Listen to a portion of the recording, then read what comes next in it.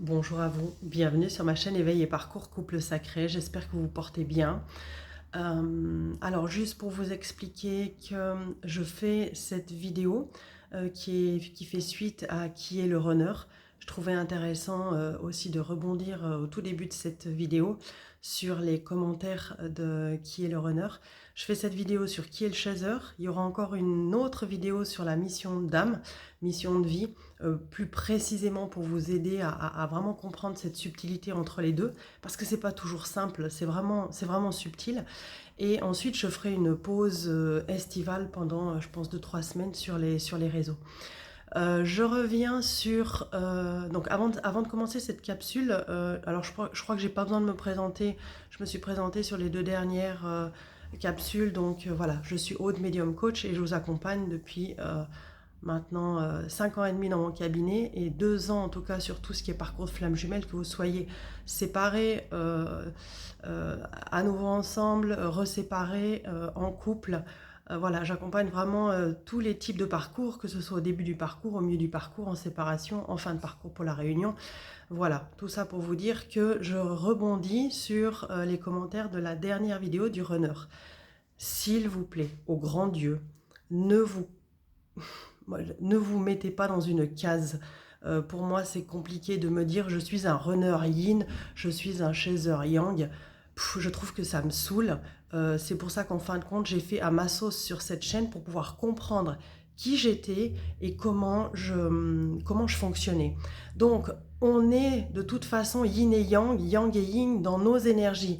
Et on va être, en fonction de la personne que nous sommes, euh, plus yin en étant yang plus yang, parce qu'on est tous différents par rapport à notre trait de caractère. Donc je vous en supplie. Donc quand j'entends un runner qui me dit moi je suis un runner yin, j'ai rien contre, et le runner yin a la blessure de rejet, il est fuyant, mais il est tout aussi abandonnique. Pourquoi? Parce que c'est la même chose pour le chaser. Donc le runner, pour revenir dans la blessure originelle, il a la blessure de rejet et la blessure d'abandon. Donc si le chaser, guidé par la source et guidé par ses blessures, fait travailler l'autre, automatiquement qu'à un moment donné, il va y avoir vase communicant, dans le sens où ou plutôt inversion des polarités, où le runner va à un moment donné devenir chaser et le chaser à un moment donné devenir runner. C'est pour ça que je vous accompagne pour comprendre où vous en êtes, et mes accompagnements sont efficaces parce qu'on gagne du temps sur où vous en êtes, qui vous êtes et ce que vous avez à bosser. Franchement, je ne veux pas le dire pour me faire de la pub. Aujourd'hui, je l'assume parce que longtemps, je ne l'ai pas assumé et aujourd'hui, j'assume. Il y a des résultats parce qu'on comprend à un moment donné du parcours, notamment quand on est dans les allers-retours au tout début, et bien qu'à un moment donné, le chaser, il est anxieux, il va courir derrière le runner. Et à un moment donné, c'est le runner qui va devenir chaser, qui va courir derrière le chaser, et le chaser va devenir un fuyant, va devenir un runner. Donc il n'y a personne qui est yin ou yang. J'ai fait 4 vidéos où, alors c'est ma vérité, ce n'est pas une vérité universelle, simplement que je pense que vous allez gagner du temps en comprenant ça. Et que si vous ne comprenez pas la polarité qui est blessée, eh ben ce sera pas possible d'aller la travailler. C'est pour ça que rien n'est juste, rien n'est faux, et ne vous foutez pas dans une case. Le chaser est yang parce qu'à un moment donné, son travail à lui, c'est de venir s'incarner dans la matière. Et le runner est yin parce que son job est de venir accepter toute cette part émotionnelle, et de ne pas rester dans sa grotte. Mais quand au départ, le chaser, donc maintenant vous avez plus ou moins compris comment ça fonctionne. Allez regarder mes 4 vidéos sur comment fonctionnent les polarités, quelles sont les danses, qui fait quoi, à quel moment dans les étapes de ce parcours. Parce que chaque parcours est différent, mais toutes les étapes, elles sont bien distinctes. C'est pour ça que je fais première partie, deuxième partie de parcours, et que dans ces première et deuxième parties de parcours, il y a encore des sous-parcours, il y a encore des sous-étapes. Et elles sont intéressantes parce qu'elles vous permettent vraiment de comprendre où vous en êtes. Parce que si maintenant un chaser vient regarder les posts, vient regarder sous la vidéo les commentaires, il va se dire, mais en fin de compte, moi je suis un chaser qui va devenir runner. Le problème, c'est que si vous ne prenez pas votre bonne polarité, eh bien le runner va pouvoir se croire chaser ou le chaser va se croire runner, et à un moment donné, le runner est porteur de réunion. Donc c'est lui qui va réveiller les traumas de son chaser, mais c'est aussi lui qui va porter la réunion. Donc, il peut y avoir des attentes sur la réunion si on ne comprend pas sa polarité. Donc, on n'est pas une case, s'il vous plaît. Nous sommes deux énergies, dont une qui est innée en nous, vers laquelle on a besoin de revenir pour pouvoir s'expanser dans cet excès qu'on a pu avoir dans l'une ou l'autre des polarités en fonction qu'on est chaser ou runner, pour pouvoir s'expanser dans la matière. Donc, on a besoin de ce yin et de ce yang de manière équilibrée à l'intérieur de soi pour pouvoir se réunir soi et pouvoir se réunir avec son autre. Je donne toujours ça parce que je suis quelqu'un qui aime l'être humain. Je ne veux pas avoir raison. Je vous dis juste que c'est la clé pour vraiment comprendre les choses et faites après à votre sauce. C'est pour ça que c'est important de comprendre qui vous êtes, où vous en êtes sur ce parcours et après, let's go. Vous faites comme vous voulez. Et parce que j'ai entendu tellement de conneries sur ces chaînes que je me suis perdue et que j'ai tout de suite demandé à la source, guidée par ce que je recevais, de vraiment comprendre ce truc. Voilà. Donc l'aparté, elle a été hyper grande. Maintenant, je mettrai qu'à 6 minutes, eh bien, je parle de qui est le chaser. Qui est le chaser? C'est un être qui a originellement la blessure d'abandon, qui est une personne anxieuse, qui, de par sa construction, on ne l'a pas, lui ou elle, c'est souvent elle, le féminin sacré, elle, on ne l'a pas empêchée d'être elle-même. On lui a souvent dit « pleure, tu pisseras moins ». Par contre, elle a dû faire beaucoup pour prendre sa place et recevoir des miettes d'amour, d'attention. On l'a empêché, quelque part on lui a empêché de se défendre. On ne doit pas se défendre, il faut aider l'autre, il faut donner à l'autre. Alors c'est pour ça que c'est compliqué pour le chaser et qu'à un moment donné il a compris à son niveau, à lui, par rapport à ses blessures, qu'il ne pouvait pas être lui-même parce que dans cette hypersensibilité de façon incomprise, eh bien, il a dû jouer un rôle. Souvent, le chaser ne trouvait pas sa place enfant parce qu'il se sentait différent. Vous allez me dire, c'est la même chose pour le runner, mais pas pour les mêmes fonctions, avec un blessure de rejet, l'autre blessure d'abandon. Donc, on va vivre les mêmes choses de manière différente mais complémentaire. On est d'accord avec ça? Donc, à un moment donné, ce qu'on a fait, eh ben nous, le chaser, c'est aussi mis des masques. Il a joué un rôle par rapport à la société. Il a compris que s'il donnait, eh bien, ça lui évitait d'aller voir sa souffrance lui aussi à l'intérieur et de se sentir abandonné. Donc, pour ne pas s'abandonner, le chaser a surjoué et toujours donné et demandé de l'attention dans ce trop. Donc, dans cette excessivité qui fait que le chaser s'est construit sur un pilier très fort qui est la colère. Parce qu'il a cette sensation de ne jamais avoir été entendu à sa juste valeur. C'est comme si dans les conversations, et même plus tard en tant qu'adulte, eh bien, sa parole n'avait pas d'impact. Et bien souvent, quand il est avec son runner, eh bien, c'est compliqué parce que même le runner n'écoute pas à sa juste valeur tout le temps son chaser. Parce que en plus il y a un jeu d'ego qui peut se faire par rapport à la place du coq de celui qui veut prendre, et le chaser, c'est ce qui fait ce ressenti de toujours se mettre de côté, à la différence du runner qui lui va prendre cette posture dans la matière parce que lui c'est son rôle. Il fait par rapport à son conditionnement social. Et comme le chaser, eh bien souvent, la problématique, c'est de trouver sa place dans la matière, parce qu'il est un yang acquis blessé, et qui va tenter d'être à l'image de ce que la société lui demande, mais dans la matière. Donc c'est pour ça que le chaser va se sentir lui-même dévalorisé, pas de la même façon que le runner, mais dévalorisé parce que peut-être il n'a pas fait d'études, peut-être il a changé plein de fois de travail. En fin de compte, il n'a jamais trouvé sa juste place parce que le chaser n'a pas de lien avec l'argent. Le chaser en a rien à foutre de l'argent, à la différence du runner qui, pour le runner, c'est important l'argent. Le chaser, il s'en fout de l'argent. Il est même capable de donner sa chemise, ou, j'aime bien l'expression, donner un tapis à un sans-abri, et puis lui, c'est pas grave s'il a rien sur le dos. C'est la problématique du chaser. Et ça, c'est la problématique d'un chaser yang qui est dysfonctionnel. C'est pour ça que tant que le chaser n'a pas travaillé cette dysfonction, donc revenir dans son essence même à lui, dans ce yin inné, qui est sa part la plus importante, parce qu'en général c'est un féminin sacré, donc la féminine c'est celle qui est le plus liée à son intuition, à ses émotions, eh bien elle a besoin de revenir dans son fort intérieur, dans cet enfant, dans son enfance, dans cette petite ou ce petit qu'elle a été, pour pouvoir comprendre qu'est-ce qu'il a construit autour d'elle pour se protéger face à la blessure d'abandon, puisque le chaser a la blessure abandon, rejet, trahison, humiliation, injustice. Et l'abandon vient souvent avec la blessure d'injustice. C'est pour ça que beaucoup de chasers, eh bien, je l'ai dit dans une dernière vidéo, a des différends avec la justice et a des problèmes avec l'argent, parce qu'à un moment donné, c'est comme si il devait apprendre à défendre ses droits. Parce que le chaser, bien que ce soit un yang dans la matière, fait pour les autres mais pas pour lui, même chose qu'un runner fait pour les autres mais pas pour lui, euh, il a besoin d'apprendre à se défendre et à s'affirmer. Voilà ce que le runner a besoin, voilà ce que le chaser a besoin d'apprendre.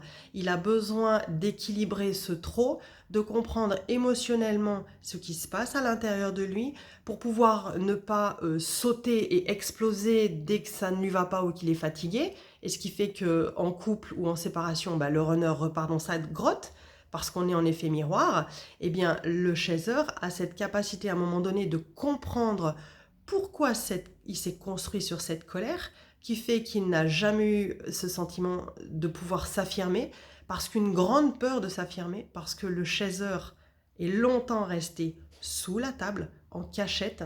C'est pour ça que son travail à lui est de s'expanser dans la matière. C'est de ne pas briller, c'est de rayonner. Et ça ne suffit pas que d'être amour inconditionnel, c'est que vraiment le chaser devient auto-entrepreneur à la fin de ce parcours, parce qu'il accepte de prendre pleinement sa place dans la matière, comme le runner qui accepte pleinement ses émotions dans ce yin. D'accord? Donc, le chaser, ce qu'il a besoin d'apprendre, c'est ce trop. Et la plus grande des clés, c'est que le chaser, eh bien, s'extrait tout le temps de son corps, donc n'a jamais l'info de son corps, à la différence du runner qui lui rentre dans sa grotte et qui sait pour lui mais qui a peur d'exprimer. Le chaser n'a aucun lien, ne peut pas faire de lien avec son corps. Bien souvent, les chasers ont une problématique avec le corps. Il y a eu des viols, il y a eu des burn-out, il y a eu des complications avec le corps qui fait qu'à un moment donné, c'est le corps qui s'est exprimé pour que on revienne dans notre corps, dans cette partie yin innée, pour pouvoir ne faire plus qu'un et s'aligner entre le cœur et la tête et comprendre que quand on est dans le trop et qu'on va chercher cette validation à l'extérieur, eh bien on a besoin de revenir à l'intérieur de son corps, d'accepter de ne plus avoir cette validation extérieure dont a besoin le chaser. C'est pour ça qu'à un moment donné, le runner part pour montrer au chaser qu'il peut y arriver sans lui, parce qu'il a cette capacité de faire sans le runner. Eh bien, le runner donne la possibilité au chaser de se construire, de prendre confiance en lui dans ses projets dans la matière. C'est vraiment ça ce qui se passe. Donc on n'est pas une case, on est de l'énergie. Une fois yin, une fois yang, une fois yang, une fois yin, une fois chaser, une fois runner. Et au fur et à mesure, on vient équilibrer tout ça et on n'est plus fuyant ni anxieux, parce qu'à la fin, la partie anxiogène du chaser, elle a été guérie, parce qu'il n'a plus peur d'être abandonné, parce que la personne qui l'a abandonné en premier, c'est lui-même. Donc quand il comprend que ça vient du transgénérationnel, parce que sur ce parcours, eh bien, on a tous des histoires de ouf avec nos familles. Il y a souvent un qui a montré l'exemple et qui est parti de son pays ou qui a coupé les ponts avec sa famille pour déjà faire une première avancée sur la guérison transgénérationnelle, et l'autre va la faire par la suite, parce qu'on est un binôme et on ne travaille pas dans le même rythme, dans le même sens, mais on travaille toutes les mêmes choses au final. Et la transgénérationnelle, c'est qu'est-ce que nos parents nous ont transmis, quelles sont ces fameuses croyances dans ma famille et dans toutes les familles de chasseurs, c'est une problématique chez le chasseur, c'est qu'il a fallu aider les autres avant de s'aider soi-même. C'est comme ça que le chasseur était vivant, c'est comme le runner, mais pas pour les mêmes raisons, je le répète, parce que la blessure est différente. On allait aider l'autre parce que comme ça nous remplissait. Et en fin de compte, à l'intérieur de nous, le chasseur était d'un vide abyssal. Le chasseur est un super confident, le chasseur est un meilleur ami de tout le monde, mais ce n'est pas son meilleur ami. Quand le chasseur bascule, tombe, eh bien, il se rend compte qu'il n'a pas du tout la force ni les clés pour lui-même. C'est quand même un truc de ouf quand tu es le Saint-Bernard de tout le monde. Donc, c'est assez intéressant. Et cette colère, eh bien, à un moment donné, quand on travaille les blessures émotionnelles, eh bien, on comprend qu'à un moment donné, le chasseur s'est construit sur la colère parce qu'il n'a pas pu être lui, écouter et s'affirmer et se défendre à sa juste valeur, même par son runner, par les autres en général. Il n'a pas pris sa juste place dans sa famille, donc il accepte l'inacceptable. Souvent, la colère, merci la colère, elle nous protège. Mais pourquoi on est en colère? C'est qu'on accepte de l'extérieur ce que, en fin de compte, nous, par notre rigidité, on n'accepte pas à l'intérieur de nous. C'est ça qui fait que ça crée de la zizanie en nous et qu'on tombe malade. C'est qu'à un moment donné, on accepte tout de l'extérieur, on laisse tout rentrer dans notre jardin à nous.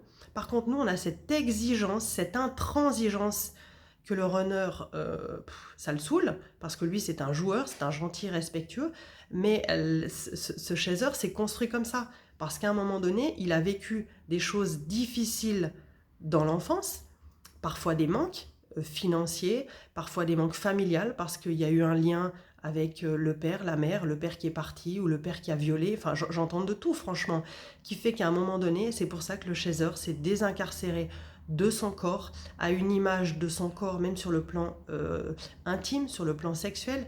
Ça peut être le runner qui reconnecte le chasseur à son corps, parce que le chasseur n'aime pas son corps. Et ça peut être aussi réciproque dans les parcours.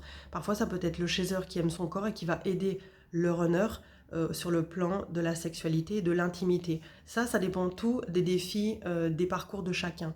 Mais pour comprendre qu'à un moment donné, le chasseur s'est construit sur la colère, il a besoin de comprendre quelles sont ses valeurs, qu'est-ce qui est important pour lui, qu'est-ce qu'il accepte de l'autre. C'est pour ça que c'est important le travail du chasseur, de poser des priorités, l'art de se positionner, de pouvoir dire non, oui je veux, non je veux pas. Parce que quand je dis oui à quelque chose, je dis oui à quelque chose qui est important pour moi et je dis non à quelque chose qui est secondaire.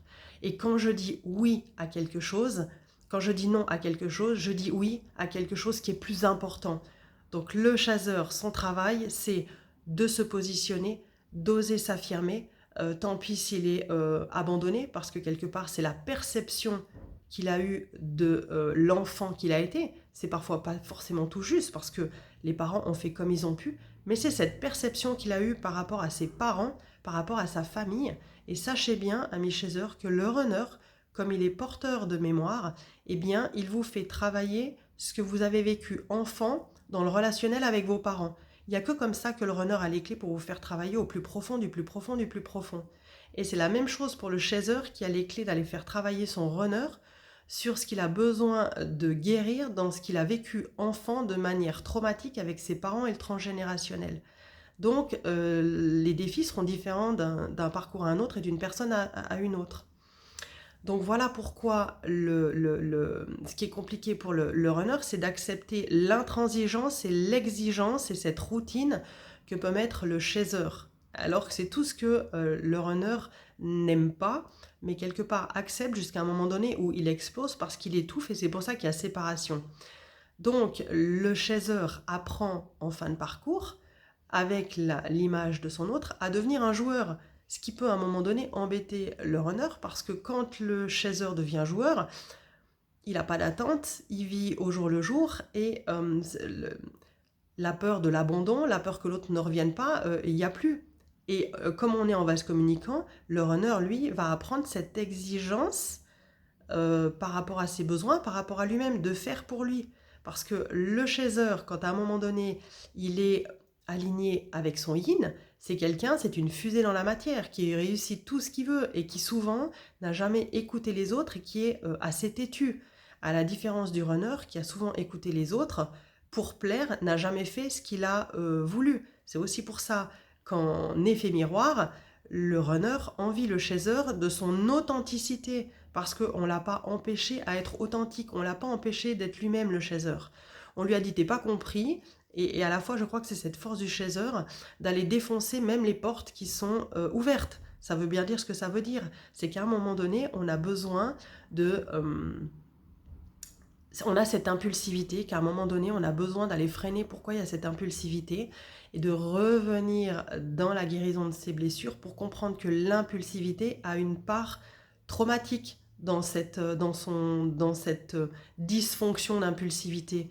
Donc, on revient dans quelque chose de beaucoup plus équilibré, qui est sécurisant sur le plan affectif pour le runner, parce que le runner n'a plus besoin de combler nos manques affectifs, parce que le chaser devient indépendant sur le plan émotionnel, parce qu'il a compris qu'il se mettait plus en colère comme une fusée, et quand bien même il se met en colère comme une fusée, il revient tout de suite dans son centre, dans ce yin inné, il comprend ce qui s'est joué, et comme je dis avec les enfants quand je suis dans la gestion émotionnelle, le chaser va donner son mode d'emploi au runner pour lui expliquer que ce n'est pas de sa faute, que c'est parce que telle ou telle raison il s'est mis en colère et que ce n'était pas justifié.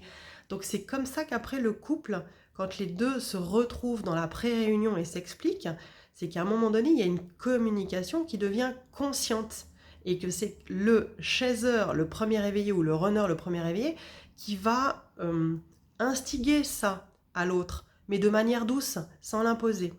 Et il y a quelque chose qui est important, c'est que pourquoi le chaser fondamentalement a été comme ça, je l'ai dit, c'est que parce qu'il a eu une vie relativement difficile et souffrante, c'est une réalité, hein, et en tout cas c'est une perception, mais un sentiment de solitude, souvent le runner, le chaser a dû devenir responsable. Ses parents l'ont évité d'être un enfant. Le chaser n'a pas été enfant.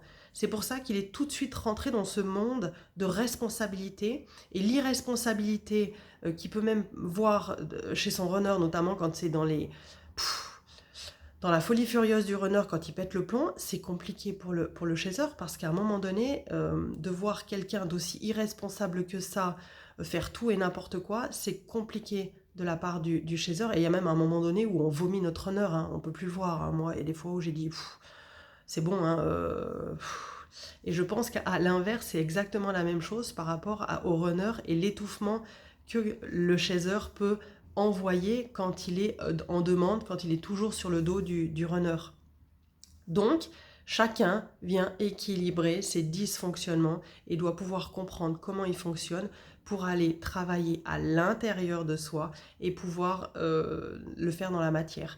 Et le chaser a ce pouvoir de revenir dans ce yin inné, parce que souvent c'est des féminines et que c'est la force de la féminine, et que le chaser va ressentir, écouter, pour trouver son chemin dans la matière, ce qui est juste pour lui, s'affirmer, trouver cet équilibre, trouver sa voie, alors que le runner, c'est quelqu'un d'action.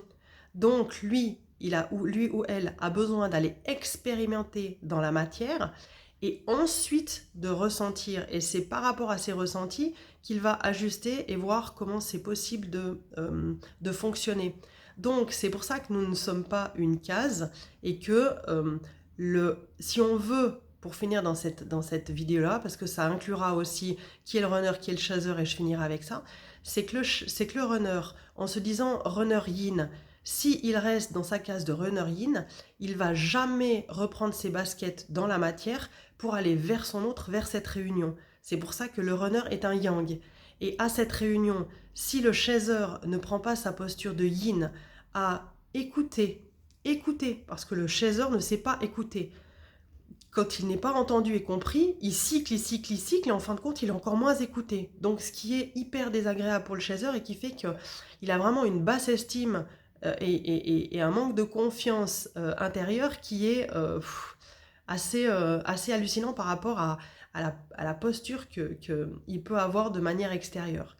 Donc, Le chaser, s'il ne revient pas dans cette sensibilité d'écouter l'autre et de repartir en criant, qu'est-ce qui se passe? Le runner repart dans sa grotte et on continue le bordel. C'est pour ça que c'est important. Ne vous arrêtez pas. Chaser yin, chaser yang. Oui, toutes les vidéos qui parleront de chaser, le chaser est yang et c'est celui qui a la blessure d'abandon et qui est anxieux et qui court vers l'autre. Et le runner est un yin avec la blessure de rejet qui fuit l'autre. Mais ça va dépendre de où vous en êtes sur le parcours, dans quelle phase, de qui vous êtes. Et si vous restez dans ces stéréotypes, c'est mort. La réunion, elle ne peut pas rester. Donc comprenez bien la polarité que vous devez travailler. Et en fin de compte, on doit travailler les deux polarités pour pouvoir s'équilibrer personnellement et pouvoir être disponible pour l'autre. Donc le chaser, c'est d'accepter de libérer cette partie anxiogène qui a toujours été parce que je lâche prise et je fais confiance à demain et je deviens joueuse, c'est ça qui se passe à la fin. Moi, je n'ai plus peur et je suis joueuse aujourd'hui. Mais j'ai cet équilibre parce que merci mon autre, il m'a vraiment fait travailler dans les fonds de tiroir, mais vraiment les plus profonds. Et on n'a jamais terminé. Et le runner, de son côté joueur, va commencer à se responsabiliser, va accepter de mettre des clauses pour lui et de faire les choses pour lui, pas pour les autres, pour plaire et qu'il ne soit pas rejeté.